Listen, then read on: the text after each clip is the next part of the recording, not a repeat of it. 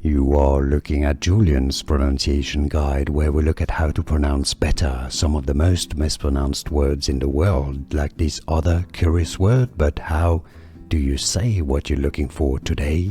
Let's learn how to pronounce those two words in English.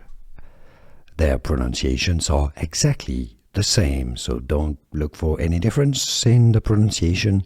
There isn't any. If you want to learn more English pronunciations of confusing words, stay tuned. You found the right channel. I've got many more for you at the end of this video. The top word here is pronounced thrown. This is from the verb to throw, a participle, thrown. The bottom word is the seat a king would sit on. You know, the large chair for a king or a queen, a throne. So both pronunciations are correct.